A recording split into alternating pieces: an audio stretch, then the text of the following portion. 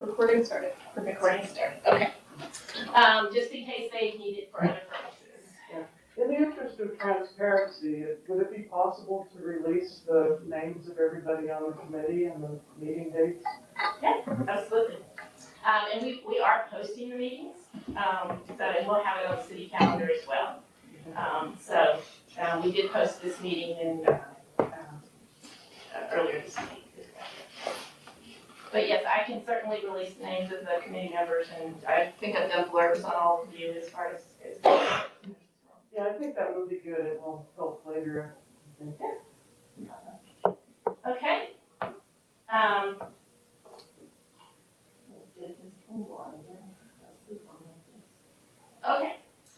So the next step is looking at the overview of the housing needs and strategies assessment, the affordable housing work. And some of you guys have heard this presentation probably 4 or 5 times. But just to get everybody up to speed, so that we're all on the same page, these are some data highlights from that needs assessment. And some of the, if we have time, talk through some of the other affordable housing work as well. So the purpose of the assessment was to do 4 things. 1, to estimate the unmet housing needs, forecast potential changes in market rate and affordable housing needs, looking at the economics of housing development, because as Tyler pointed out, sometimes the numbers can be a barrier to the creation of the types of housing we're looking for. And then identify strategies and policies to address the housing needs. As I talk through this, and I talk about something called area median income, this chart right here has the AMI. So if I say 120% of area median income, you can look at this and kind of get a sense of what that translates to in numbers.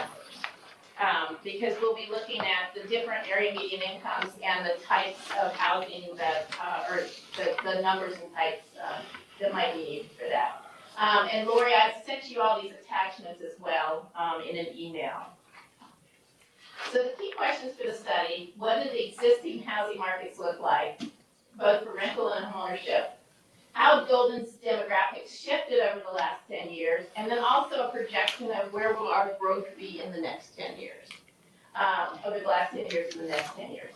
And then ultimately, how does this all inform our future housing needs? So the page numbers that you see on this are actually the page numbers from the study. If you want to go read more in depth to know that, I can email this presentation out to everybody at the end, give you time to do a little more reading as well. So the first chart here is our single-family sales prices. You can see both the median average sales prices through August of 2022. In the city, we've jumped from, we've almost doubled our numbers in single, and this is just single-family homes. This is not townhome product or condo product, although those are very high as well. And as Jason pointed out, sometimes it's hard to be able to afford a house that you bought 5 years ago at half the price. So we're at about $1 million for median sales price, and that is, as I've watched it, it really has not shifted much. For our rental price, we are at right about $2,000 now for an average monthly rent in the city. With a pretty tight vacancy rate, you'll see, and you can see the increase. That's about a 28% increase in the last 5 years in rents. Our cost-burdened households. So these are people paying more than 30% of their income for housing. And we can kind of see at the greater than 100% of AMI, so for a family of 4, 100% of AMI is $117,000. Only about 10% of those are actually cost-burdened households. So by the time you get down to households making less than 30% of AMI, almost 90% of the households in Golden are cost-burdened. So they're paying more than 30% of their income for housing. And that doesn't even factor, that's just sort of your housing costs. That doesn't factor in transportation and other costs. I think I looked at something the other day, and this is the average household in Golden is paying about 50% when it comes to housing and transportation combined of their income. Golden also has a shifting population, and what we've seen over the last 10 years from now to 2020 is a significant increase in our senior population. You can see those, so the blue surround is sort of where we are in 2020. The gold is where we were in 2000 by age group here. You can see the biggest growth we've had is people 55 and over. And that seems to be a continuing trend while we're losing some of our, we call, when they say workforce in this study, they're talking about anybody that has a family member in the workforce. So it's not necessarily what we think when we think of workforce housing, which is sort of the 80 to 120% of AMI. This is anybody who's working in the workforce. So our workforce age has kind of dropped in some of these. And we've seen some growth. The growth in the 18 to 24 is probably our students over at Mines. So, but yeah, you can kind of see with the loss of these two groups, or these four groups, is probably our families that we're having a loss of. May I ask a question on that Absolutely. point?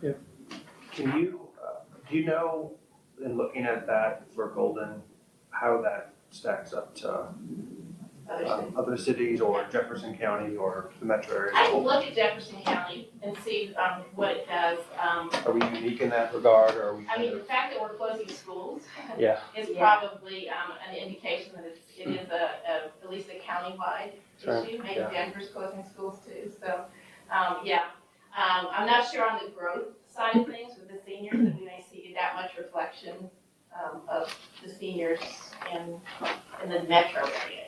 Mhm. But I can definitely take a look at how that would be match up with the county.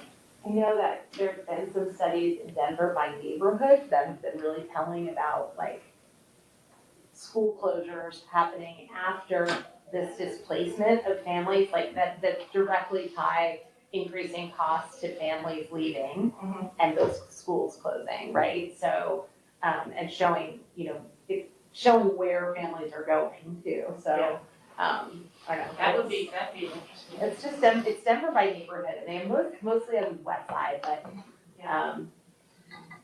but yeah, they're clearly tied.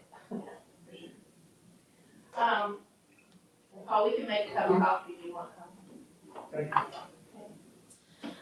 So Golden's workforce, just some quick statistics here, and as I mentioned earlier, workforce is any household with one or more members employed in the workforce.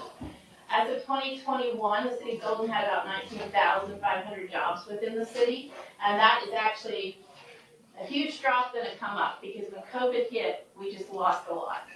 This is a very retail, hospitality sector that was obviously definitely impacted by COVID, and I'll show you the chart in a second.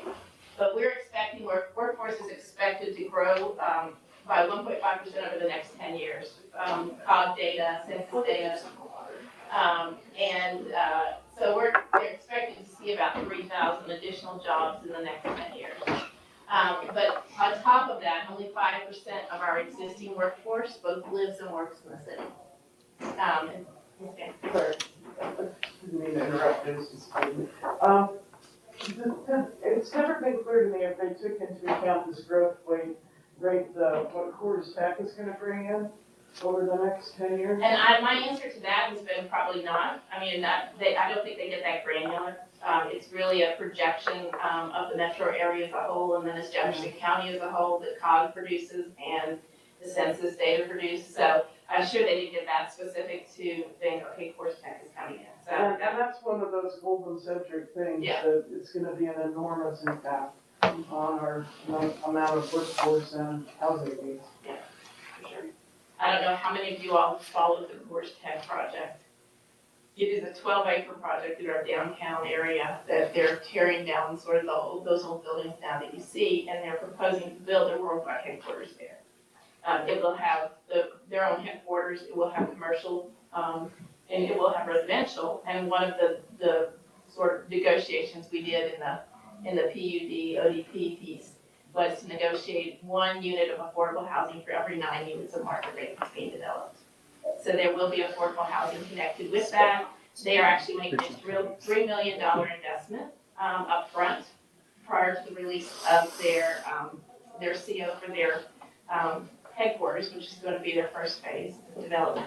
They will make a $3 million investment to the Affordable Housing Trust Fund, which is something council just created as well. In talking to Coors Tech, and I was thinking of this subject, and they said, well, we want to start right now on doing our affordable housing commitment, but the city won't let us. The city is so hard to get the permits and we're ready to go, and we can't. So as we talk about trying to get projects in the future, Right. we need to think about, you hear me, Rick? Rick. Anyway, and I think this is horse's mouth kind of stuff talking to me.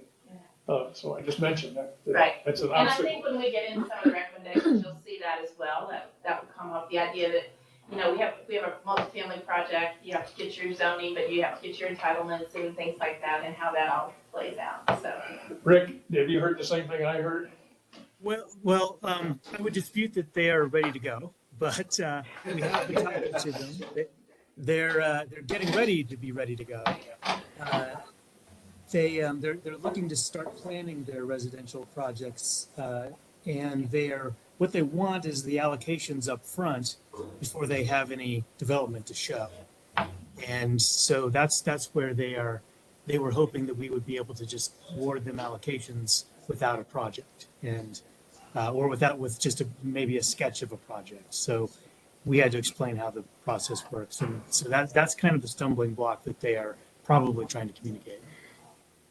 So in the past, we've had allocations available for affordable housing. And I'm saying right now, Coors Tech says they can't get an allocation. So maybe, but the answer that Rick just gave is, well, we'd like to see a plan before we give an allocation. So I guess that's the other side of the coin that I didn't hear about. Oh, sorry to interrupt. We'll continue on, 'cause that subject will come up again. Thank Can you. I ask one quick question? Sure. So, as part of the work plan or how, can we also factor in, I know part of it was like making recommendations around streamlining things. Let's also make sure that we include the larger context of funding that could become available, especially Prop 123. And what we would have to do in order to access this funding. Absolutely. We have been looking at that. We've also been, actively working on some. We just submitted a very large grant to the 1271 Bill Incentives Program just yesterday. So looking at a lot of the new money that's already oversubscribed, but important step to keep going. So back to this 5% of the existing workforce. So even when one of the big issues that sort of came up with the residents when we reviewed this plan in the first place was 31, the assessments that projected that we would need potentially 3,100 units of housing in the next 10 years to meet the need, which ties very much to the growth of the 1.5%. But also to think about that our existing workforce is only 5% of that existing workforce is already living in the city. So even if we don't, even if we get to the 3,000 units, we still won't be able to touch the folks that are already here. So and we're only 5%. the 3,000 units are in order to have the 95% that work here to live here, that would take 3,000 units. Is that? Actually not, it wouldn't, it's only the future growth. It doesn't touch the past. So we'll the stay at 3,000 5%, right? Yeah, it would stay, the existing would stay at 5%. I think there's, Just the growth. the growth, it's just the growth that the 3,000 addresses, the future growth. So the big number is we've got 19,000 people commuting in every day. And we're planning for 3,000 units in the next 10 years. And in comparison of those numbers, which I don't think is getting through to the community, the big difference between 19,000 in commuters and, the housing needs that were suggested in the report. And by the time that the growth happens, there'll be, there'll be a total of 22,000 folks. Or more, because Coors Tech is gonna bring a lot of people into town. So you can kind of see what COVID did to our employment. We had a significant drop from 2019 to 2000. And then as of 2021, that 19,500 we're on our way back up. So, and continued growth there, so. Janet, can you comment a little bit on the in-commuters and how many of those folks are on the outskirts? They have a Golden address, but they're not in the city of Golden. I'm just not sure how exactly the consultants identified that breakpoint, because zip code is a hard thing to work with. And we were very specific with them about making sure it was, there is a chart in here, maybe it's on 44. that actually shows where the commuting is coming from, because Okay. COG does a really good job of that. But Page 48, 48, but yeah, it does, And the transportation study that was done a few years ago now, Mhm. so it basically came up with the same number, it's 95%. yeah, and that's what we've seen from COG as well, that's what they say, but yeah, you can kind of get a sense, I'll just hold this one up, of, you know, where the other in commuting is. This is sort of the Golden City limits in orange here, and that's where, they kind of identify those folks who live and work, and then 10 plus workers, where those come from with regards to, so you've got Arvada, you've got Lakewood, as a big piece, and the other piece is the in commuters of students, that I think we're not even kind of, touched on in this study, is obviously we can't house all of the school night students in Golden either, so we've got commuting going on there as well. Thanks. Does that answer your question, Scott? Yeah, thanks. And so here we are with just the rest of the workforce commuting patterns. You can kind of see our out commuters. So there are out commuters as well. Not only, we're flipping sides here. We've got about 7,000 folks that are commuting out. And then tapping into the 900 that are employed in Golden and live in Golden. And then our in-commuters are about 19,314 right now. So, and how that's shifted over time. Okay, so the next step is the sort of projected needs of housing, and we talked about a number of 3,100 over 10 years, which is about 310 units a year. And the question is how that breaks down. So this study says, based on what their data showed, our workforce need would make up the majority of that. So people coming to work in Golden, 76% of that, or 234 units a year. Senior housing, and we can talk a little bit about obviously the growth of our senior population, and this type of stock that we have available to our seniors to live. You know, if we have just large single family homes all the time, you know, as people age, they want smaller product, they want, you know, easier to maintain product, and do we have that product in Golden where people could stay in Golden and have choice? And then housing replacement need. 50% of our housing was built prior to 1978. So we have significant older stock in the city, and of course our growth management ordinance has limited the new stock that we've been able to develop. So we do have aging stock, and they call for about 5% a year of replacement of that. However, there's some beautiful historically restored homes here, so there are some that are definitely. And then the consultants talked about housing need by area median income. And what's interesting is one of the greatest needs in this city is for housing for people who make above 120% of their income. So it's not just our lower income needs. Yes, that lower income need is there. But we also, with a median home price of $1 million, it takes about 175 to 200% of area median income to be able to afford $1 million home. So we have an obvious gap between the 120 and the 200 plus range, where there is housing stock that's in that price range. And then big chunk. Janet? Yes. Yeah, just a question on that. So when you're talking housing needs, you're talking both rental and a home ownership, right? Yes. Just housing in general. Yes. Because I think a big part of this 45%, these folks that are above 120, you know, a big problem that we have in our state is this condo defects legislation that is really stalling condo building. And, you know, that's the natural step for people who are moving from 80, you know, up to 120 and on, is to purchase a condo. And so I don't know. I mean, I don't know if that's on your radar, but I would say that is one of the big problems. And your study is showing what every other community is showing, is that we're missing options for folks in that 80 all the way on up category. So I just wanted to bring that up. And there are charts in the study that sort of show how we are on a rental versus how we are on our home ownership with regards to that and where the gaps are.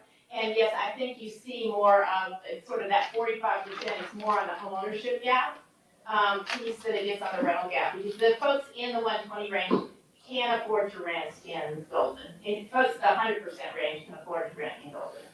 So, it's But just that middle piece that's missing that's why we've seen this category grow in Colorado, is because we haven't kept up with condo. That is a critical reason, and there's no there's no pathway into homeownership. There's no more, entry level homeownership. Like anyone here probably that owns a home, for me, had bought a town, right? That was affordable to me when I was single and making $40,000 a year working for the city. Like that just doesn't exist anymore. We just don't have those products. And especially Golden. Right, and having that product frees up some of those more affordable rentals for our families who are looking Yes. to move on to the next step. So, anyway. Yeah, totally important. Like that if we don't have the pathway into ownership, there's like this bottleneck of folks that have to rent, right? And so those take up those affordable units, and like we have to look at the whole continuum. Yeah, make sure that there's products throughout that people can.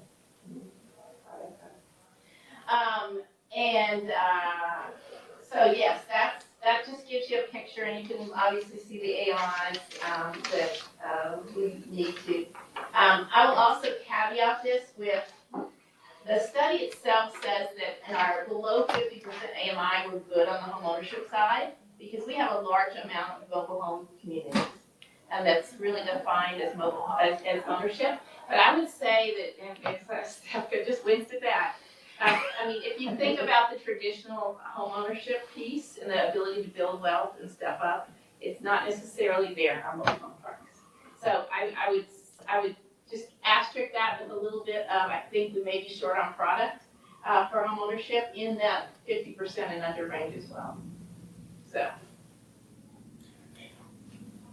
okay. And so this is just a little bit more on the housing affordability. Our median home price is about $900,000. There's not a lot. There's some condos you can get for $400,000 or $500,000, and they're older in the city.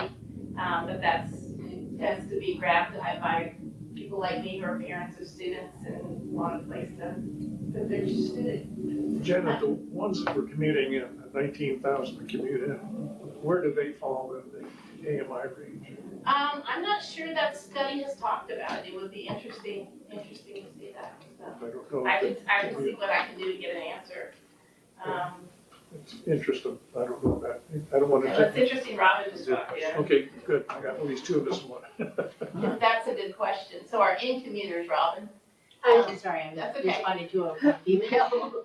Our in-commuters, because you and I have talked about the percentage we have in community. Any way to identify where they fall in the income ranges? I don't know, I can look into that. Okay. I have to check some Dr. Cog data Yeah, I from was a gonna year say, I ago. would think COG would have that data, or might have that data. I will check a thing I worked on then from 2017, and if they had it then, I'm guessing they would have Yeah. updates. I was gonna say, I think you did a survey too of the downtown businesses and the. Right, but it did not address income. Okay. Gotcha. We'll see what we can find for you, sir. Thank you. So the median income, needed to afford a house at $900,000 with 10% down at a 6% interest rate, you need to make about $200,000 a year. So, you can see kind of where that falls with regards to our AMIs. And then, median income, I've shown you that on those charts. The average single-family home in Gold is affordable to a four-person household making 177% of AMI, or a two-person household making 221% of AMI. So that's, again, a little bit more on our gaps between 120% and the 200%. So, okay, this is fun stuff. What does it cost to build in Golden? So I gave you guys a handout that talks about one of the things our consultant did was we asked him to do some prototypes. You know, if you build in Golden under the current regulations, what does it cost to build? And we were looking at this because of the idea of inclusionary zoning. is there room in the development for any kind of inclusionary zoning based on the cost to build under current regulations? So you can see, the chart here essentially says, if I build these vertical mixed-use apartments, and I'll go through 1A and 1B in a minute, what income ranges can I reach based on the cost to develop? So what income ranges can I reach? Now, what I've handed you at this bottom of the chart here is actually the assumptions that were used. So if you look at rental prototypes, 1A, vertical mixed-use apartments, we're assuming a 4-story building with 49 dwelling units per acre. The average unit size is 800. We have in our commercial code right now, we want to build residential and commercial. That is a really big, Class A. I like those things. It's not affordable housing. If you want to build under this scenario, the 25% is commercial requirement if you're building residential in a commercial zone. So, Say again that sentence. sure. If you're building a residential, say multifamily apartment, in a property that is zoned commercial, you could do that here. Rick, stop me if I'm wrong. But you have to build 25% of that gross floor area as commercial. Right. So it's a requirement that you have 25% commercial in your residential project. Am I okay? Good, okay. That's that. First floor. So the 1A has the assumption that there is 25% of commercial and that you have 1.5 parking spots per unit. And that if we have all those requirements and we are building a vertical mixed-use apartments with 49 dwelling units per acre, we can reach households making 153% of AMI. That's kind of the cap. We can't build for people below that level. So that is cost to build versus Cost to develop. cost? Yeah, that's cost to The develop. total cost with no extra It's, profit. I'm sorry, yeah, the standard build percentage, I think they use 16% or something like that. It's in here. But what developers would expect is a rate of return upon these units. So these all assume a standard rate of return that what would the developer expect if he's gonna build and build. So the point then is, you just made is that 100, maybe Yeah. back, Sorry, 153% based on the development regulations that we just talked about with the 25% commercial, Yep. the dwelling units per acre, the 4 stories, and their cost of rate of return built in, which they use the standard assumption Yep. across the entire metro area, that's what you're expecting a rate of return. Those units would be affordable to somebody making 153% of AMI or more. yeah, so that carves out a lot of people. What's our Yeah. definition of affordable? 80? Definition of affordable would be 80 under the HUD standard. So really none of these scenarios achieve affordable. Yeah. Did you have a question? Well, I'd like to drop a grenade at some point with this, and I'm glad Robin's here. The new policies that are gonna go to city council soon around sustainability and changing our building policies so that all new buildings are net zero electric, renewables. There was some discussion in the report about its impact on affordability, but it really seems like this group and that need to have some interaction.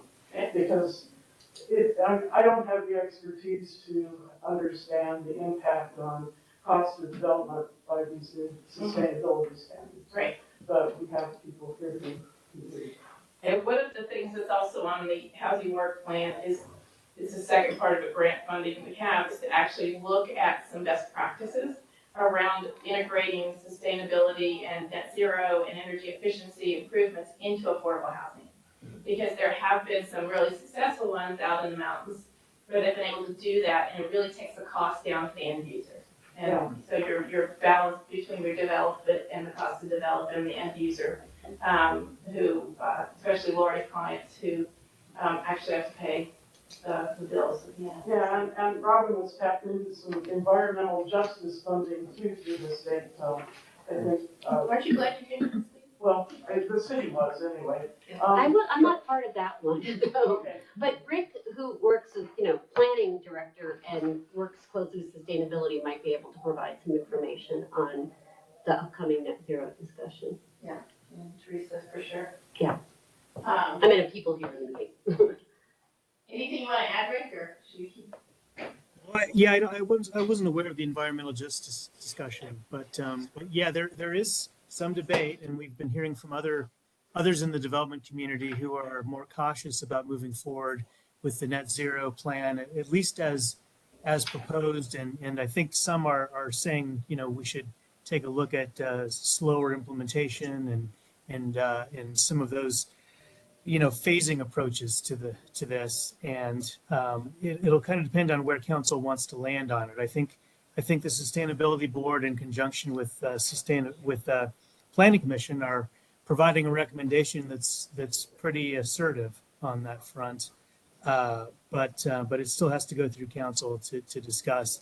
I think what we've been finding, or what we've been hearing from especially those in the sustainability world, is that a lot of, if you're doing a brand new building, it's often as the same price or sometimes less if you're building in these building systems from the very beginning. The trickier part is when you're doing additions, renovations, things like that, which we get a lot of here in Golden because we're mostly built out here.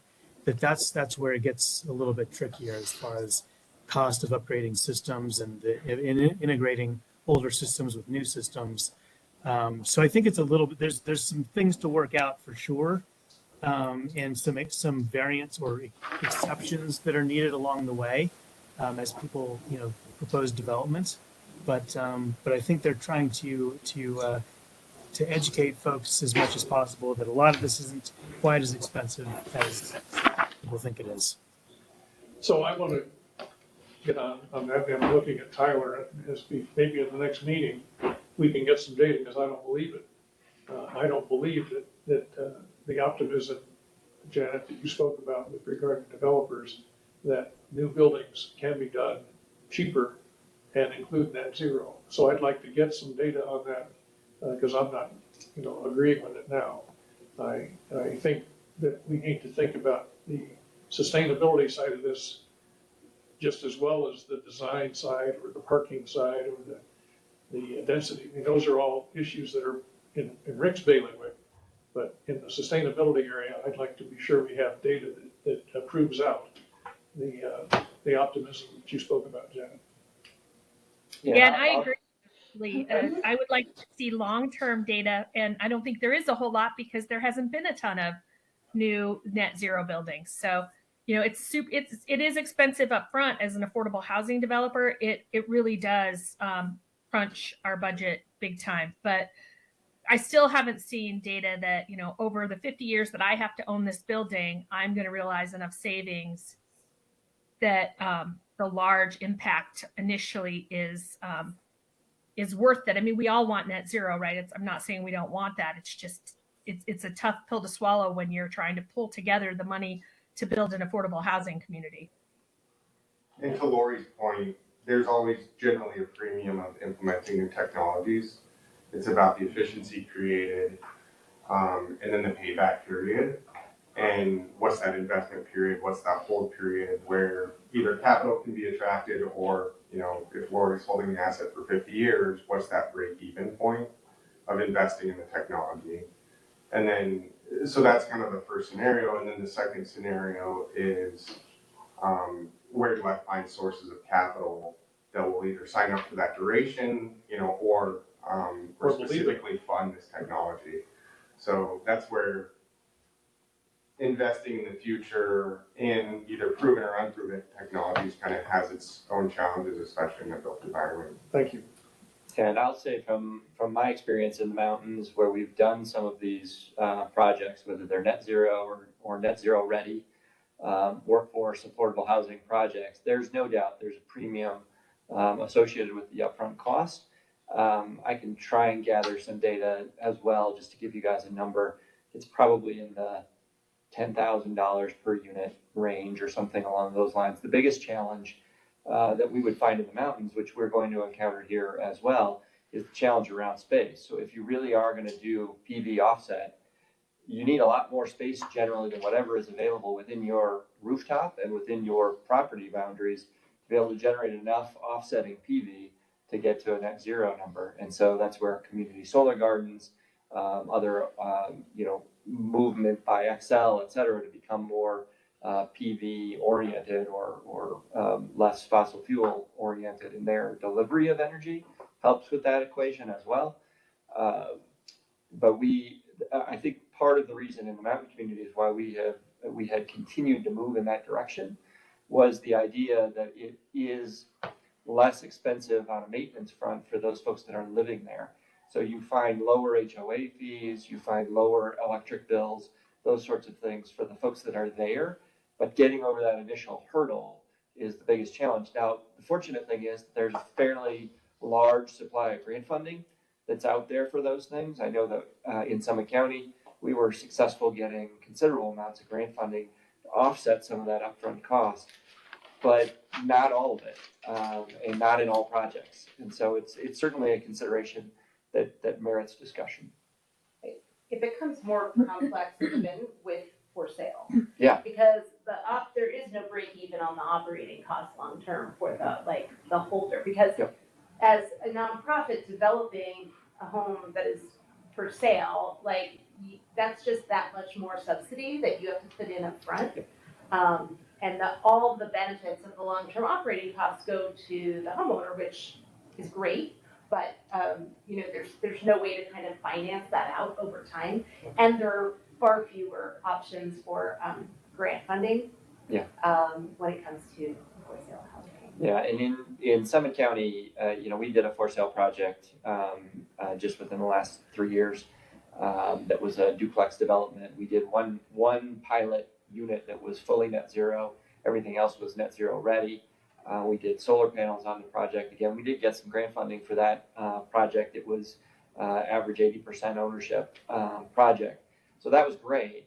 But again, the advantage that Summit County has, town of Breckenridge has, compared to Golden, is we had dedicated tax funding coming in for workforce housing that was allowing our communities to invest significant amounts of money. I mean, $100 million over 10 years in terms of revenues coming in to do these projects. That's not a reality in Golden.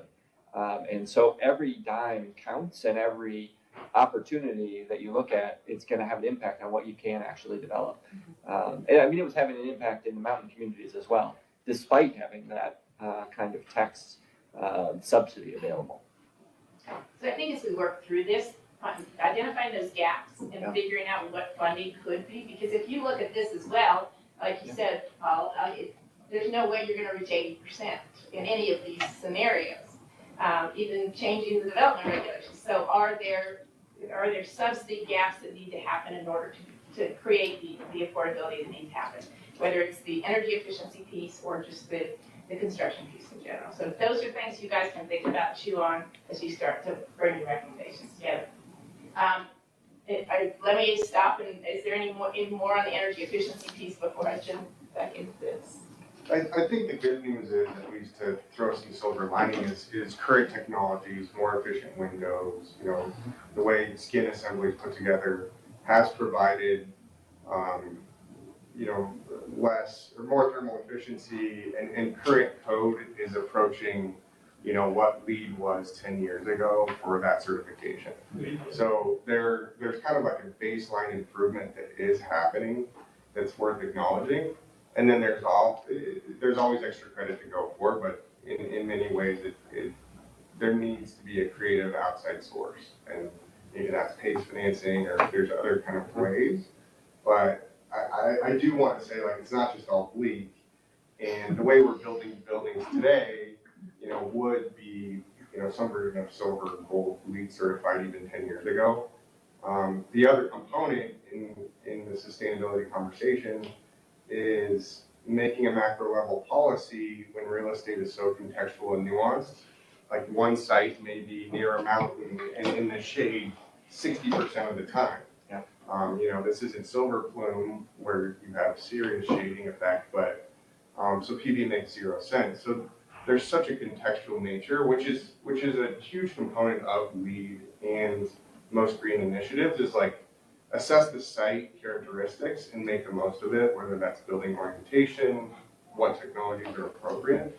So I think, just to wrap all that up, so you can move on, is that the way development is being approached today considers a lot of those environmental effects inherently and utilizes current technology. So the base. Providing affordable housing for local workforce reduces reliance on fossil fuels because you don't have people driving in far away. So like there's all kinds of other ways that having affordability impacts climate. Well, let's look at 1B then. So 1B is the same thing as 1A. Love that shit. I think 1B changes the scenarios a little bit. So we're still building vertical mixed-use apartments, but now we're doing 74 dwelling units an acre instead of 49, so we're increasing the density of it. Yep. Still the same size, and then we're reducing the commercial to 5% instead of 25%. So obviously, when you're taking the commercial down, you've probably got a little bit more for space for the housing.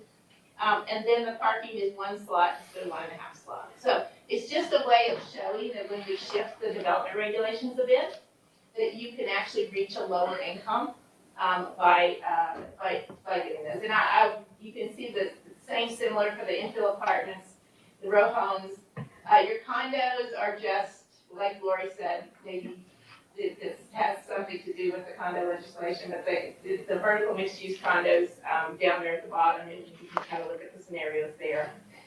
They're larger in size, they have a higher parking ratio. So yeah, anyway, things to think about. I just wanted to throw that out because that whole section of the report, if you get time to look at it, is really focused on if I'm building in Golden, what is the cost to build in Golden, and is there a way to make shifts around things to make things more affordable to build, or to create some kind of a inclusionary piece where we might be able to integrate some affordable into some market rate projects and things like Well, that. that 1B is an area we might want to focus on for our purposes for affordable housing, because those are, like those are the ones that families can afford to live in, that we're looking at. So if we were gonna incentivize anything or make exceptions, that might be the area to focus on, because I don't think we're gonna ever on 1A be able to do things that are gonna bring that 150 down to something that makes sense. One other comment that I'll make, I had asked Rick for some information around parking on one of the more recent developments within Golden, along the lines of, does it make sense to drop parking requirements for some of these developments if they're nearby transit, depending on the nature of the development, et cetera.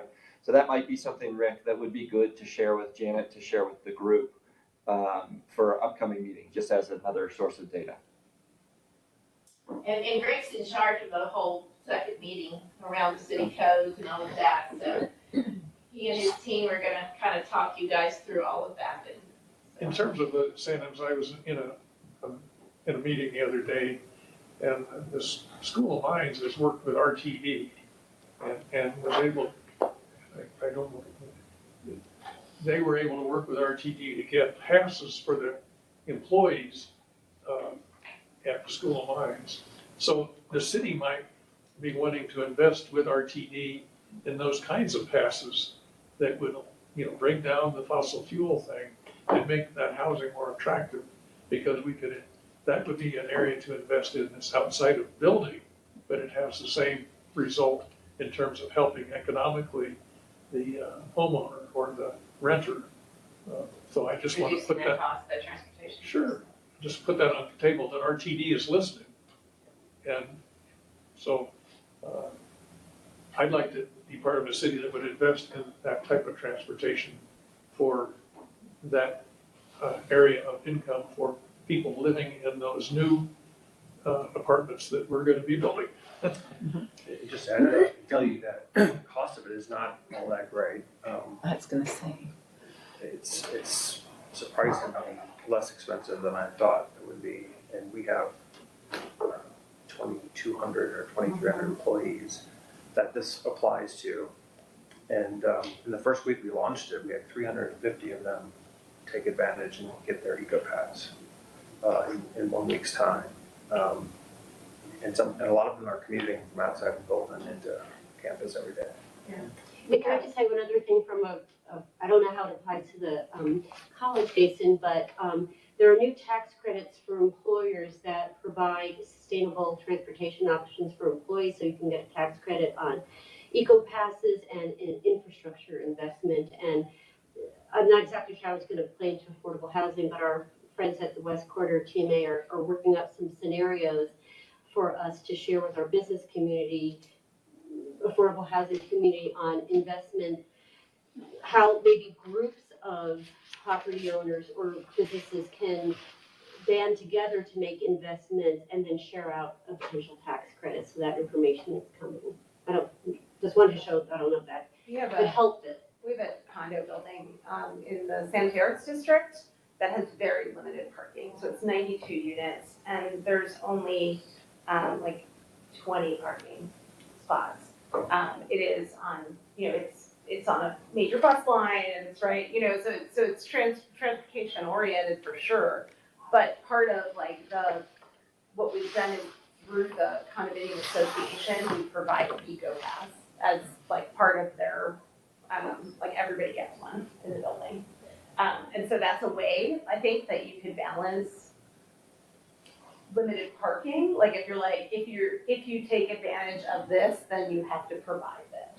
It's just as a swap. Steph, were they basically paying for their passes through their homeowners association fees? Well, I mean, on the reduced rate, and I know it's yeah, reduced, yeah. So instead of like $1,000 or whatever it is, it's much less, like you were saying, Jason. Yes. But they're Yes. still covering it themselves. Mhm. I'm just trying to figure out, Right, and Tyler also- reminds us it's all about, we gotta make the numbers work, right? We have to make the math work. Yes, Yeah. so it is paid through their Yeah. condo association fees, which because of our mission have to be kept, that all factors into the affordability piece. So in this case, they're only $95, but we pull that into it as well. Just to add for context, if this is a consideration, the city is actually in conjunction with the School of Mines is starting a transit pilot program with 3 routes around Golden and connecting into the RTD lines. So it would definitely be impactful, I suppose, because most of our RTD services don't come right to Golden except the 16. Yeah, I was gonna say, Lauren, that's a good point. We put in actually for federal money to make that more permanent and to potentially expand it. But yeah, right now we have no transit access to the G line. We have no transit directly to the W line, and the only bus route that's remained post-pandemic is the 16, which is down South Golden. So yeah, I think EcoPass is great. I know I had it when I was at Boulder County. It's game changing as an employee and trying to commute around the region. But yeah, we'll just have to make sure we have the transit to connect to any thing that we do with EcoPass. And maybe next meeting, you guys can kind of tie that into, some of the other city policies and things that we're going to be talking about as well. That'd be great. Lauren, are you suggesting that the city do the same for eco passes for their employees? Is that your good? So we're already it's already on the HR director's list. Yeah, she's working on it. So, and what's interesting is that we're looking at this slide and we're talking about parking because the key driver in that delta is really parking as it eats space and eats density as well as what it costs to build in a structure, which is $40,000 to $50,000 per stall. And so what you're actually seeing the study testing, and I sat back for a second here as because I usually don't voluntarily talk about parking because it's such a polarizing topic in the forums. We're amongst friends. But to just put it in context of kind of the underlying components, with the commercial requirement requiring 4 per 1,000, at 25%, that's effectively 2.5 parking stalls per unit. And so that's why the consultants decided to test those variables of reducing the commercial, which is driving the extra stall per unit, and then reducing the 1.5 to 1. So, right there at $40,000 a unit, you're talking about $60,000 of additional cost per unit just to deliver that 800 square foot unit. So that's where parking can become a very sensitive variable and input. And you know, I'm glad I'm sitting next to planning and I haven't gotten punched yet. But if you have that data, Tyler, I mean, I'd like to see it too. I'd like to see that and take that into account. The same thing is true if you're building a building and design-wise. If you have all the infrastructure in there and then to add some additional units by density, those are less expensive additional units to just add them into the structure that you're already planning. So it's. But it's amazing how much parking drives development because Okay. you essentially have a ceiling to where you can build, like a height limit or story limit in the zoning code. And then parking is both eating space in the building and it's adding cost at $40,000 to $50,000 per stall. So that's where we can see this large change in the economics. And I'll try and wrap this up. At 153%, we're just looking at this as like a free market ecosystem. You know, if I'm a developer looking at a piece of land, the 153% metric roughly is $180,000 household that I'm targeting to fill that 800 square foot unit, which is maybe it's a 1 bed plus den, probably a 1 bed unit. So I'd have to be charging roughly $4,500 in rent, which is $5.63 a square foot. So as a developer, I'm looking at this land and I'm saying, is this feasible? I'm probably gonna see what's happening in Arvada or Lakewood or Jeffco, and that's where we're seeing the supply constraint happening, is because part of it's creating an ecosystem that courts developers to create supply, which then broadens the market and then, you know, equilibrates pricing to some degree. But that data is valuable to have because it's a polarizing issue in our city where parking, everybody's got excitement about parking. But if we're able to try to reduce parking for affordable housing, then we need to have a communication with factual backup about why that makes sense, not just, you know, forcing more parking on the rest of the thing, just, you know, that type of thing. I'd like to see that data that you just talked about. Those 5 minutes of discussion is very valuable. And back to your point about, well, it's cheaper to just add those additional units and increase the density.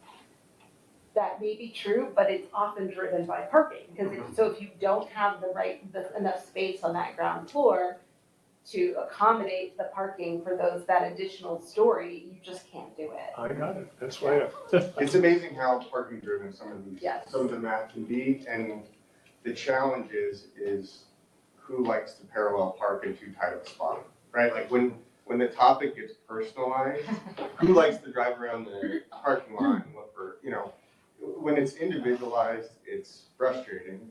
But when it's seen as, you know, a community approaching an issue, there actually really is an impact there. So that's always the balance. Well, if you did balanced echo passes with the parking, you know, there's a matrix here. I think there's a lot of value in looking at parking as a system approach as opposed to individual development approach.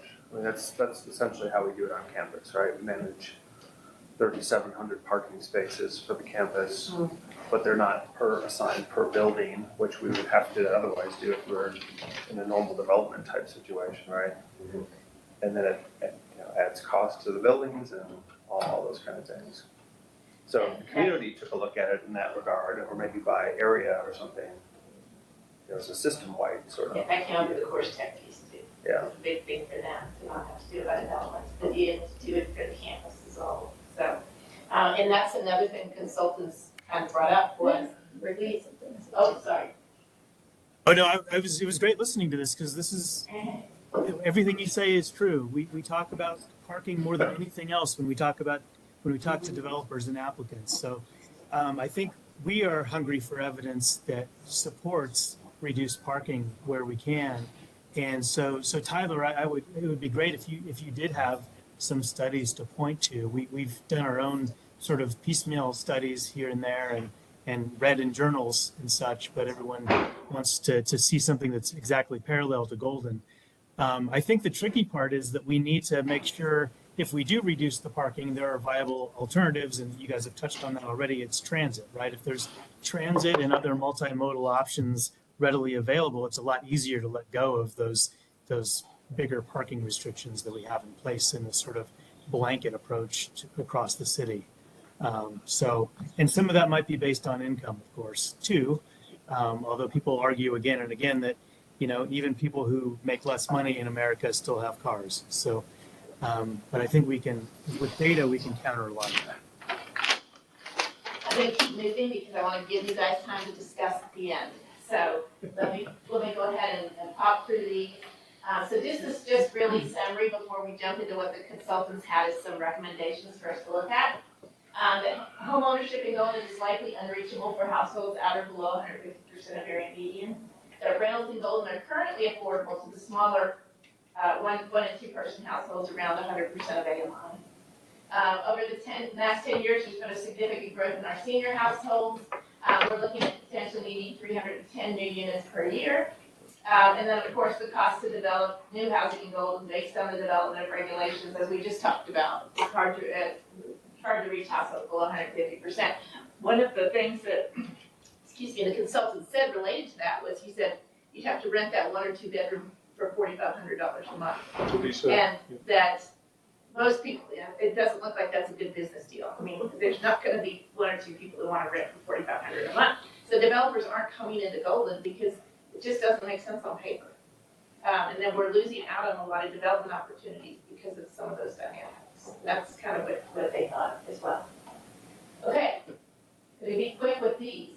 So these are recommendations, and I'm just going to ignore the highlights. I just copied these from our slides that the developer or that the consultant used to discuss. But I don't want to put one weight on any, or more weight on any one recommendation. I'll let you all decide what weight you want to put on what recommendations.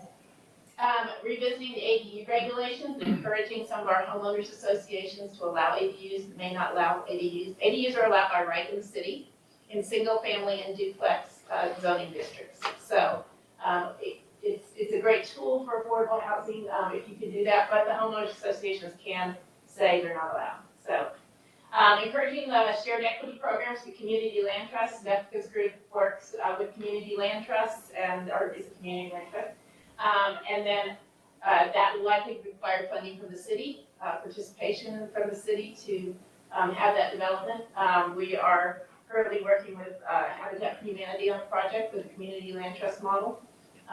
Exactly with that, and of course they've come to us and asked for funding to help support that. Implementing expedited review and permitting. We talked about Prop 123 a minute ago, and one of the requirements in Prop 123 is that we're able to get affordable housing permitting done in a very timely manner. So when they come in with their development plans, and I think Ricky, you and I talked about this, because we're a small city, we're likely to be able to meet those requirements pretty quickly. Yeah, and other cities I've worked in, I mean, there were individual contacts within the planning department that just handle affordable housing developments and processing them through the system. So, and this is just some more recommendations around the ADUs, hosting workshops, doing bylaw changes with the HOAs. Former Affordable Housing Committee has actually done that. And then proactively anticipate the need for our senior housing and senior services. With the growth of seniors in this community, do we have the right types of housing for those seniors who might want to stay here? Do we have the right types of services for those seniors as well? Develop an agreement with Colorado School of Mines for more on-campus housing. There are about 4,500 students, and this is, Jason, you can tell me if we're wrong on this. Probably about 4,500 students living off campus. 2,500 units on campus housing? That's about right. Okay. But I would just say that I don't know that we need an agreement because we're already moving forward on new projects to create more housing on campus. So, you're already working on the joint transportation and parking plan as well. And then, trying to identify the impact that off-campus student housing, or off-campus students living off campus has on the Golden housing market as a whole. We don't at this time have the ability to understand how many of those 4,500 students are in Golden versus in Lakewood or Arvada or in the larger Denver metro area. recognizing the limitations of inclusionary zoning. So inclusionary zoning is a big push here. It has been, you can see Denver did a really big study on where it might work, and they actually do it by neighborhood.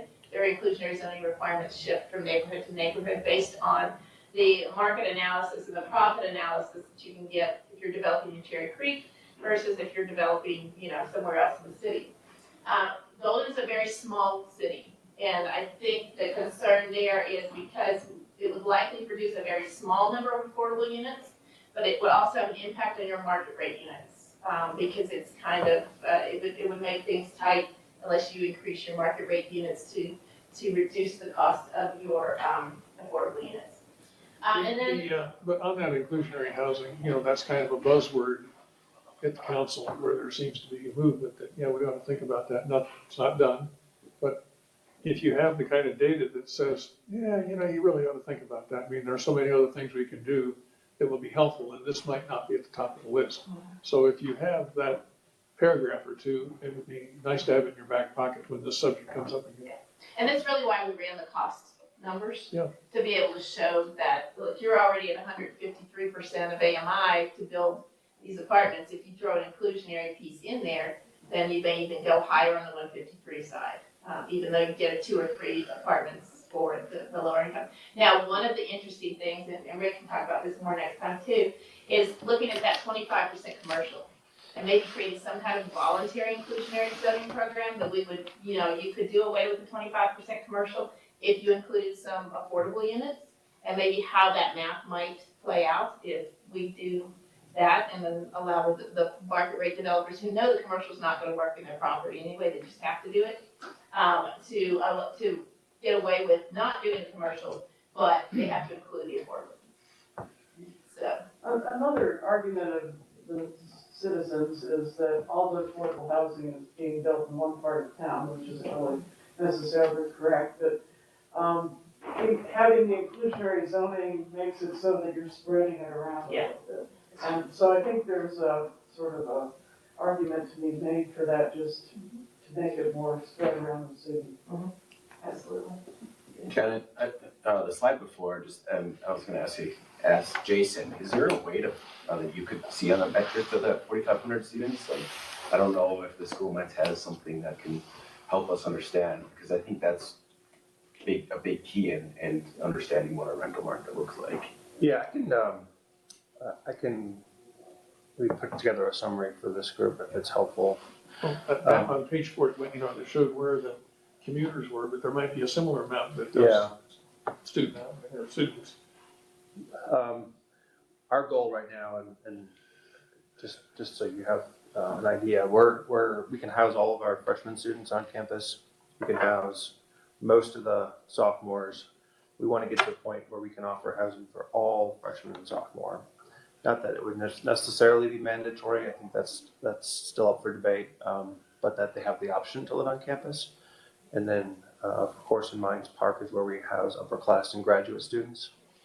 And there's a need to expand that as well to provide for housing for grad students who make very little in terms of their actual income for the work that they're doing, but oftentimes come with spouses, families, and really have nowhere to go. So right now our two big efforts are looking at and doing an analysis of Mines Park and also another residence hall, which would be for sophomore students. So that's kind of the areas we're exploring. But that additional housing by Mines will take some pressure off the available housing for others in the community. So it's a positive as far as I'm concerned for our discussion. For sure. Okay, and then encourage the increased production of all types of housing. And that's one thing that sort of came up is the most direct way to really alleviate our housing shortage is create more housing. I know it sounds simple. And then reconsider that growth management ordinance. So right now we have a 1% growth management ordinance in place that produces about 89 units a year. I'm looking at Rick. In an allocation. So you have to get an allocation. So if you're a multifamily property, you have to sometimes save allocations up over several years, which of course increases the cost and the timeline to develop a property. And so, we have not exempted affordable from this mandate. You still must get allocations. And we have, is senior exempted, Rick? Can they borrow? No, seniors, no, there are no longer senior exemptions. That was sunsetted at the same time we made the early start program for transit related and for affordable. Does it require a vote? It does. It has to go to city council. Well, I don't mean city council, I mean the general population vote. Like in Lakewood, that was created with a, So our, by the voters and not by city council. the voters did adopt the 1%. It can be done away with a vote of city council. Or certain exemptions by city council. Good luck with that, right? Yeah, I'll check with you for some good advice.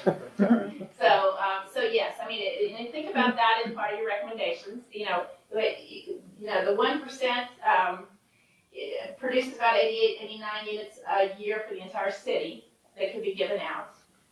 But yes, it does prohibit, and again, the developer said, or the consultant said, it really probably blocks some of the development we would normally have here, because the larger developers will not come in and wait out the allocation process.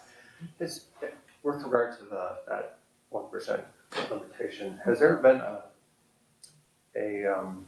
25-year look at that program since it's been around, and looking at, has it done what it was set out to do in terms of population growth with Golden compared to everywhere else around us, Jeffco, Colorado? Because I don't know, part of me thinks that Golden has kept pace with everybody else in terms of population growth, regardless of having this ordinance in place. And it'd be interesting to see, has it done anything that it was originally set out to do? John Cameron did run the numbers. Has he? Yeah. He has kind of a white paper. We've grown on average less than 1% since this was adopted. So we actually haven't hit the 1% mark every year. And in fact, we go below it most years. And so our average is about 0.8% of units that are available. And I think mostly what it does is it slows things down and makes it a little more complicated. And it does cause a lot of consternation among those who finance these projects. I think that's the biggest problem. But I was thinking, Rick, in terms of population growth, right? Because I think that's where people look at that number and they say, gee, Golden used to be 16,000 people, now it's 22,000 people. Yes, we've controlled unit growth over time, but has it really translated to fewer people? Right, and that's what I'm saying. We haven't grown at the pace we're even allowed to grow. So I don't think it's really done anything on that front. I think it forces it to be spread out a little bit more instead of going in surges with the economy. Yeah. It slows things down in that sense, but we haven't kept pace with 1% growth. And I think our biggest limitation in Golden is not the 1% growth limit, it's available land.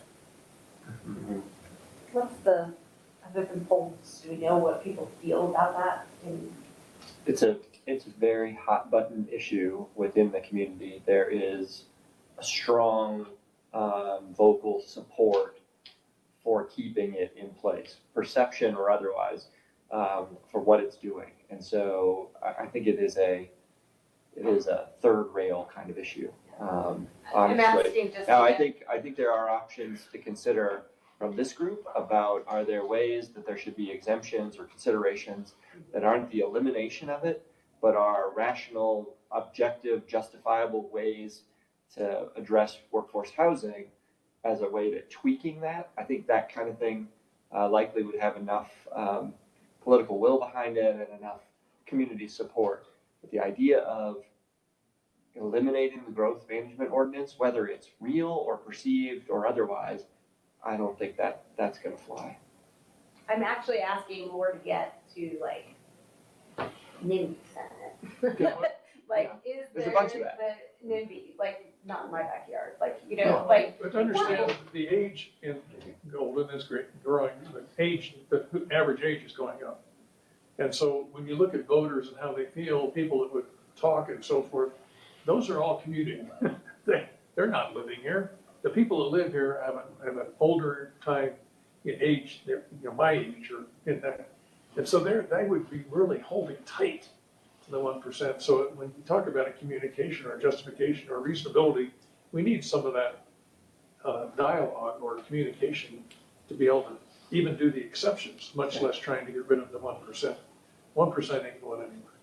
Yeah, it was adopted in 1996, and I'd say the evidence of its effect is, what is it, 2.6 jobs per household, higher than even Boulder. So to Rick's point, there's land constraints, there's natural geological features, but the playing out of that over time is evidenced by all the commuting and the disproportionate ratio of jobs to households.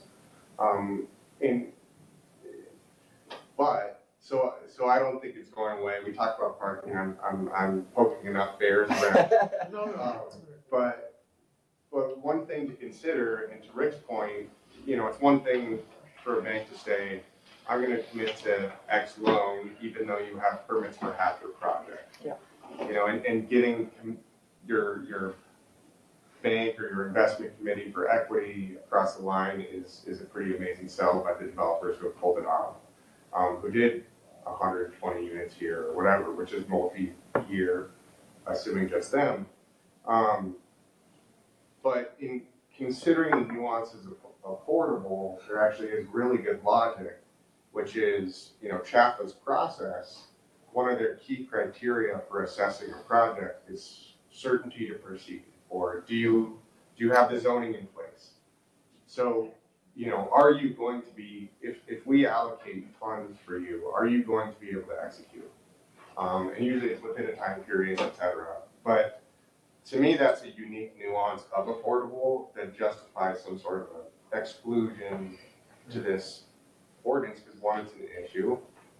But two, it's a state mandated process that this runs a direct conflict of. So to me, that's maybe the best logical case of how affordable could be unique in regards to, you know, the 1% growth ordinance, and could be unique in the park.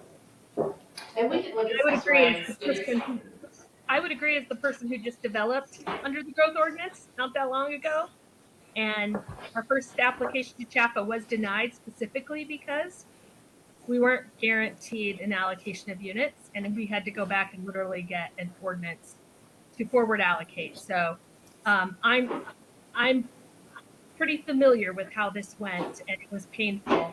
And I would say to all of you, if we don't find a way to fix it, I don't see CHAFA investing readily or easily in the community, because it's too much of a risk for them. They have projects that are shovel ready, don't have growth restrictions, don't have any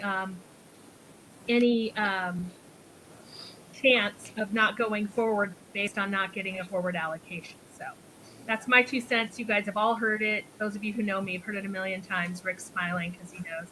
But I did it, and I spent a lot of money on land to develop my beautiful community, and it took way longer than it should have. It just did. I mean, it just sneaked up. That is very true. And so Lori's project was the one that's responsible for our current slight exemption, which is you can get up to 1/3 of allocations up front in any given year. So, like this year and last year, we have 88 allocations. That's, something less than 30 allocations that you can get up front if you're approved by council in a given year. So if it's a bigger project at scale, say 100 to 150 units, it'll still take you a while to save up in a banking plan to get enough allocations to build. And that's not something CHAFA would really appreciate at all, to Lori's point. And we barely got the other one over the line. So I think that that would be a great exemption if we don't want to tackle 1% head on.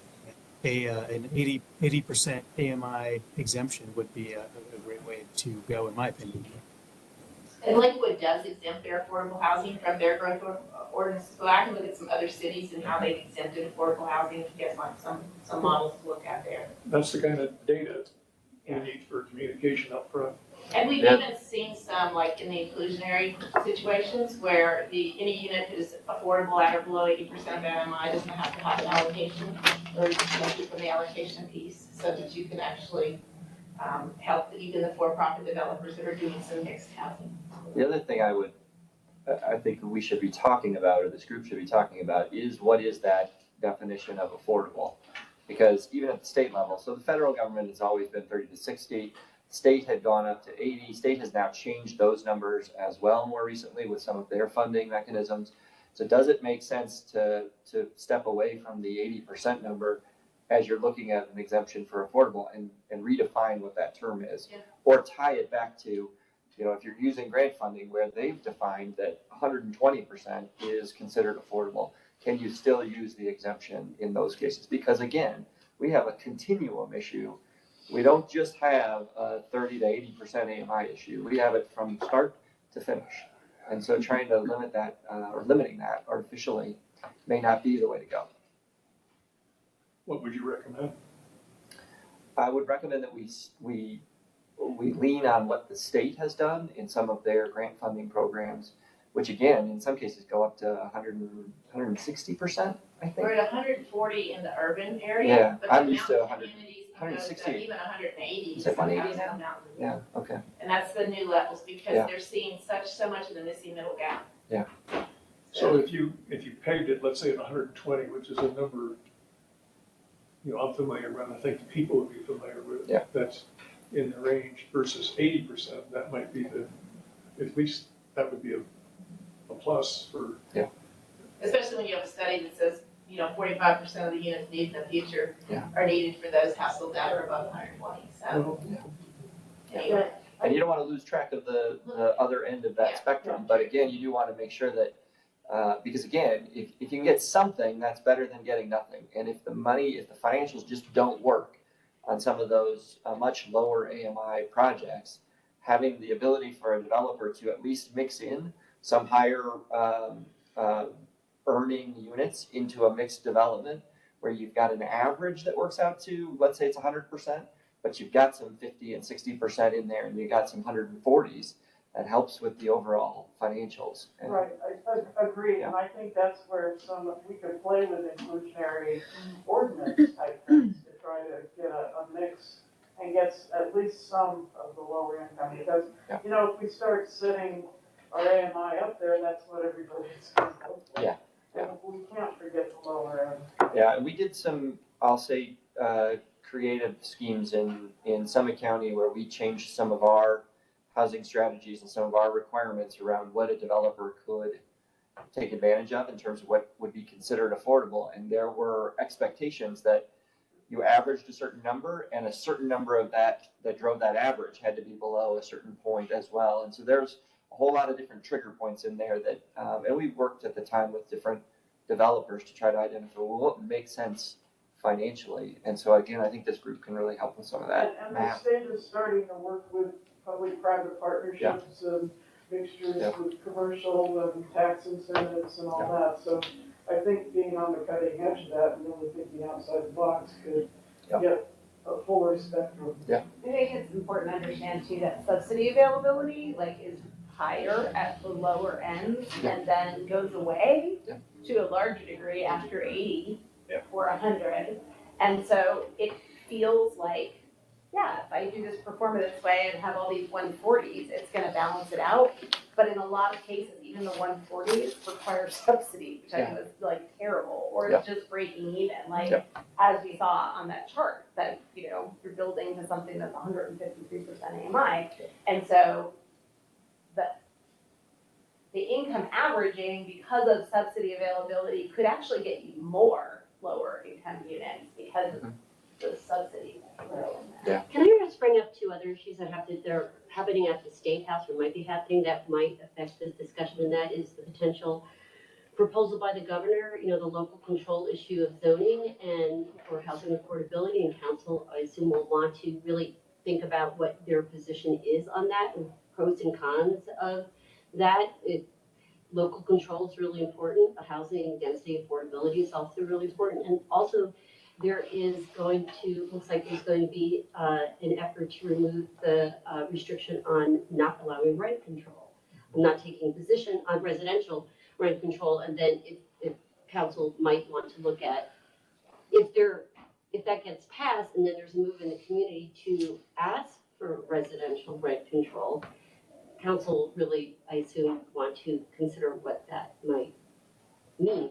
Of those two things though, I think the governor is really gonna push the first and will shut down the second. I hope, well, I don't know, I hope on the second. So we do have 15 minutes to get through some questions, because what we want to try to capture is what you guys are seeing as priorities at this point, and what you guys think we might need to work for. And again, this is something that can morph as you continue to meet, but we want to try to capture, there's a lot of information in this report. Obviously, we can't do it all. Maybe we could, but it might take 10 years. What are the priorities that you're seeing? So Janet, before we go there, I just wanted, because this has come up at council and it's not really part of the needs assessment recommendations, but it is something that I want to make sure this group is thinking about as they are considering recommendations. And that's really this idea around buy downs, the idea around deed restriction purchase programs, deed restrictions more in general terms. And so I just want to make sure that ends up as a topic of discussion at some point within this group, because it's not part of the recommendations that came out of it. And I think meeting 3 is going to kind of be dedicated That's to perfect, looking yeah. at those kind of models. Tyler came up with IDAs, we were talking about that the other day. You know, there's other models that communities have done around Colorado that have been successful in generating affordable housing. Are those some that we need to put in the recommendations that go to council? Yeah. And yeah, those are some good examples. Yeah. Great, good. I just didn't want that to get lost. In Calgary, my last city, we did an ADU grant program where we would buy down, we'd give a grant to somebody that had an ADU, and essentially then deed restricted that ADU to have to serve a household at or below 80%. So, yeah, there's some cool programs out there that I think sort of once you guys, the goal of this meeting, of course, identify what you see as big priorities that we should focus on. And then, you know, looking at, are there specific subpopulation AMIs or other needs that you're seeing pop out at you or that you know from this community to be an issue? I mean, if mine's is all of a sudden developing a couple new buildings, you're right, that's gonna take a little bit of pressure off the other side of things. You guys are not subject to the allocation because you're the state. Correct. That makes things a little easier. So I'm just gonna let y'all discuss. And, you know, maybe just if people have thoughts about what pops out at you, we're gonna take notes. We'll bring all that back, and as you continue to work, we'll kind of just layer this on when we look at, next time we look at the city plans and regulations and how that is impacting the priorities that you all have. I think it's clear missing opportunities for ownership for 80 to 120% AMI. And when I say 80, I mean under 82, so. Are you saying we need to focus on home ownership? I'm saying that is clearly a priority, that should be a priority, not a total focus, but that was clearly something from the data that was missing. Well, I don't agree with that. I don't think the home ownership, I think I'm looking for more housing, and that might be, you know, more in the apartment area above the commercial level, you know, that we're able to build more housing. And it could be more than one party. Like intergenerational wealth and the ability to move up is something to be discussed as well. I see, okay, there you go. Yeah. That's So it. like, That's if exactly my if I'm point. just Is that what gonna you rent, The ownership, so like, through ownership, you can begin to build equity and pass that on, you know, intergenerationally, and like to limit our offerings to rental only Okay. doesn't provide those opportunities to move out of rental, and then they're, you know, kind of stuck in that a rental. lot of our minority communities, that's the only option they have is the renting. So that's one of my, Yes. you know, conversations I wanna have is how do we get them from that point? And just short historically, the those have steps, been the barriers. steps to Yeah. make it into a home ownership at some point. I withdraw my objection. But at the same time, we need, the communication to me is that we've talked about several subjects like system-wide parking or parking generally, that we need more data to help us in the next meetings or in talking to the public or to the council. And there's some, I know we've already brought some of these subjects up, and at my age, you can't remember what I said 10 minutes ago, but I think that we really need to focus on getting that communication in our back pocket to be able to take some of these initiatives that we have in mind forward. So I think another area we were talking about was the exemptions and the AMI levels that, whether that would be helpful. I think the answer is yes, but we should focus on that. So that's one comment. And there's some middle ground. This is why I've been trying to get you to talk to the folks that lead. For the rentals, if we go through Proposition 123 money, they have what's called a tenant equity vehicle. And Colorado's on the cutting edge of this. And basically, it's a savings account for rental tenants. And it builds up, and then they can use that money towards homeownership. So it's trying to help renters build equity. Yeah, I'm not saying just homeownership, but having a mechanism to be able Right, to go but step by this step. tenant, It's important to understand that doesn't exist yet. it does exist, but it will. Well, that's what, there will be money available through Prop 123 for it to happen. Well, I think it's gonna be, I was listening to some of the conversations, and I think they're gonna build it in the implementation as a requirement for the rental, bills, to have a tenant equity vehicle. I'm not sure that that's a Okay, requirement. I'll check, Yeah. because I think it's a pretty exciting thing, and they're. It totally is, yeah, it's very exciting. I do not see it, I don't think it's something that is a requirement. I'm thinking, Lori, that would be very difficult to have as a requirement, yes? I'm sorry I missed that. Were you talking to me? Oh, yeah, sorry. You're like, why are you looking at me? No, I'm just here. Kathy was just saying that she thought that Prop 123 had a requirement for tenant equity as any part of funding for rental, and I think that's an allowable use, but not a requirement.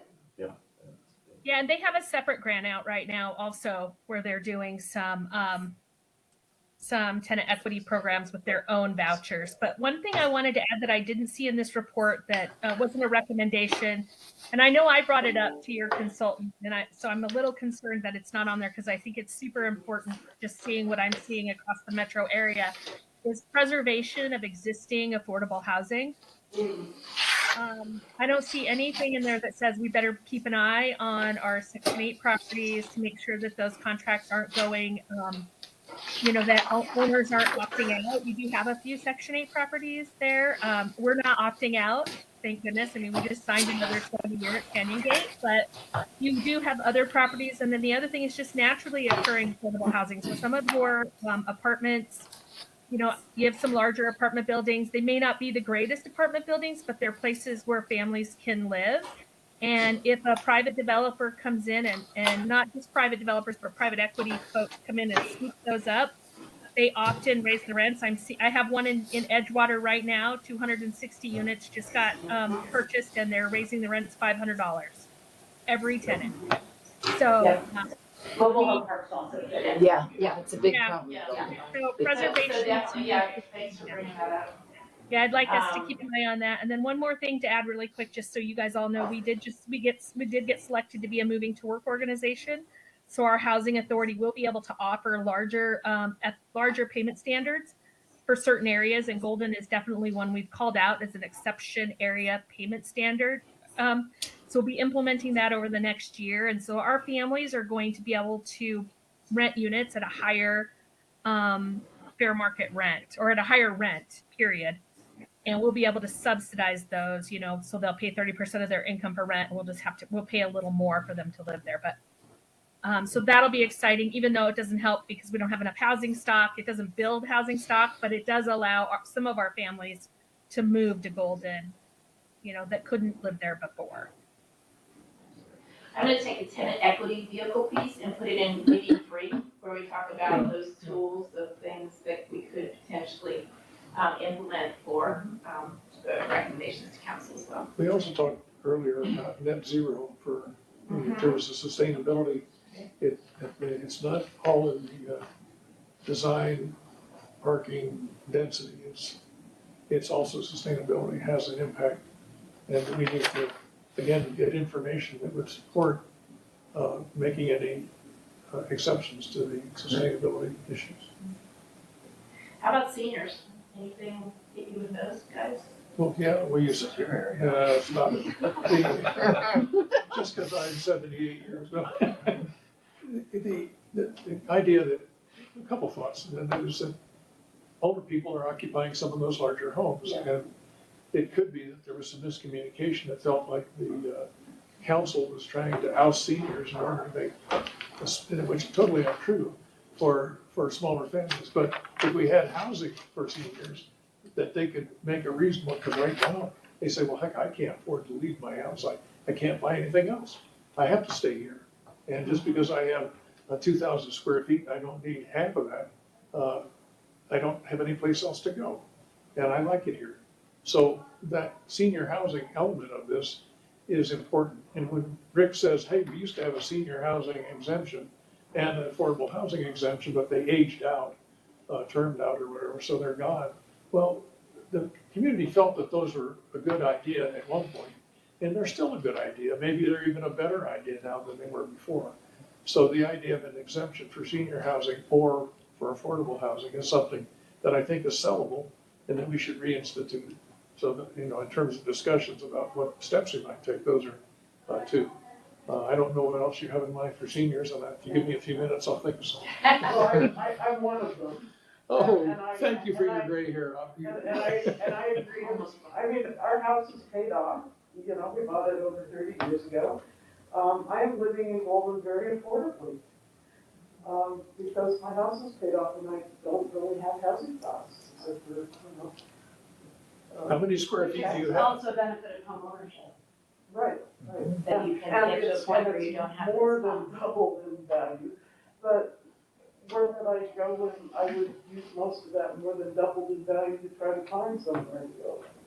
Yeah, and it doesn't, it doesn't feel like a good financial decision to sell a home for $800,000 to, that's 2,000 square feet, to buy a home for $800,000, that's half that, right? So, Yeah, so, I mean, you know, in a few years, we're gonna be stuck because, you know, it's gonna be harder and harder to keep the house and the yard.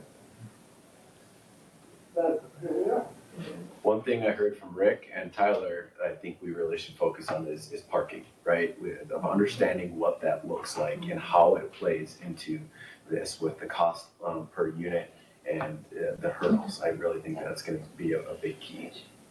And I've got a really great parking study I'll also share with you guys. I shared, it was actually done by one of the nonprofit affordable housing developers in Denver that showed how much parking really gets used and the cost of those units and how it impacts the development side of things. So I'll find that one and share it as well. But, and even your numbers, I mean, that you were talking about, you know, I think next week, next time we meet, we'll look at those regulations and think about, okay, how do these regulations drive the cost of this development? And, you know, how is that creating gaps in what you see as priorities there? So it may not be that you can close the gaps with changing the regulations, but you may be able to change the regulations a bit and then bring some other programs in on top of that that might actually help combine, might actually help create what you want. So. I was thinking, are there barriers other than the cost of housing itself that lead to the ability to not be able to access housing because of its affordability? So we kind of touched on transportation as one of those things, right? That cost of commuting and all that kind of stuff. But it reminded me of somebody that I ran into or talked to 5 years or more ago who was trying to find an apartment in Golden but had to put down a deposit like 5 times over. And it was a non-refundable deposit, and then they don't get the apartment, and they're losing $250 every time they do that. And for someone who's, you know, maybe living paycheck to paycheck and can't afford to just drop $1,000 on an application fee, right? there are laws now. Yeah, and maybe it's changed. That has And changed, there's yeah. a kind of like the Common App for college. Okay. There's a bill right now in the legislature, kind of the Common App for rentals that, you know, you have your background check if you use it for 2 months. And they can't charge you extra stuff. Are there things like that, you Yeah, I know? mean, you can even think about homeownership programs, or down payment assistance programs, or other programs like that could actually help supplement, you know, those first-time home buyers or renters. I mean, we often take our folks who are homeless and pay a security deposit at first month's rent because they've just got a job and they don't have that savings built up, but we can get them into housing and get them started. Right. And then they can continue to pay the rent. So there's probably good recommendations on programs, again, for week 3 that we can look at that could address some of those barriers. So I think there's 2 aspects that I'd like to see this group work on. One is strategically thinking about what needs to be done with the time limit to be able to access all the state funds and federal funds that are available, the things that we need to do that have deadlines tied to them. And the other thing is thinking into the future, and Rick is gonna not like this, but the city doesn't know much about their rentals. And I really would like to see us talk about a rental registry program. And, you know, Denver just instituted one, and yeah, they're much bigger, but I'd like to talk about it as something to think about. And the other thing is that we have this great housing trust fund now, that'll have 3-point-something million in it, but we don't have a sustainable revenue source to keep putting into this. And I would like to talk about ideas around that for longer term things. But the shorter term things are, you know, to use the Proposition 123 funds, we need to opt in by November. And we need to be able to know that we can expedite our process for affordable housing. And I really do think that the sustainability extra stuff is gonna add to that. And I'm not sure we're gonna be able to make it in 90 days with all these extra things for that. And the 3%, which since we have so few affordable units, the 3% a year probably isn't gonna be real tough. But, you know, we need to think about those. You know, the charter, I think, still needs to be changed to be able to do land banking, is that correct? Yes. So we need to get the charter on the November ballot. Yep, we are already discussing that, and it would be great for this group to contemplate that and share some level of support around some of those changes too. So as you're thinking about what should be there. But we've started that conversation, but coming out of this group as another item of recommendation would be helpful. And the other problem that I've seen for programs for Golden is that we don't have great census tracts here. For example, we have a huge 650 home manufactured home community, but they're not in a census tract because of just the way it's drawn and it's overlaps with a really expensive neighborhood. So if you look at their income, I mean, it would totally qualify, but everybody's doing the census tract maps, and if your map isn't the right color to the right place, you're not gonna get funding. So, HUD woman, is there a way to change that? That has to change, well, if unless it's a block group level, but I'm not sure we can actually influence the census tract, whether it's defined as a qualified census tract or long census tract. I had a city meeting. Thanks, Paul. Thank you, sir. We're about to wrap up. I also hate the idea of there being like, you have to have this like low income census tract in order to get funding for affordable housing. Like, there should be the opposite. It should be like how do we put affordability into high opportunity neighborhoods so that people can go and have the benefits of those high opportunity neighborhoods, not like let's focus on creating more affordability in low income neighborhoods. Like that doesn't make any sense. I agree. I don't know how we change it, but if there's a way that we can change it, I'd like to do it because we've got a bunch of examples here in Golden, and just being a, you know, the adjacent lower income versus really high income stuff Well, is not working think out. about how you can change it with your local resources Yeah. as opposed to going to HUD, and which you know is never gonna happen. So, anyway, I think you guys have given us a lot of good info. I wanna keep to your time, so I appreciate, you know, the fact that you're willing to take 2 hours out of your month to work on this. The three of us will come back together, pull together the priorities that we think you all are talking about and move that on to the next meeting. So, you know, that we have a list of the things that you all are interested in working on and how that will ultimately inform your recommendations that go to council going forward. So, and then if you have other thoughts, you have other resources that you like, please feel free to email us. And we will be happy to try to get you the information that will help you make decisions that you need to make. So. Thank you for the great presentation and organization of this, it's really helpful. Thank you guys, appreciate it. Thank you, Rick, I lost a couple of them, but. Thank you guys so much. Hey, Tyler. Yeah. Yes, Happy to see you. Good luck on the sale. Thank you.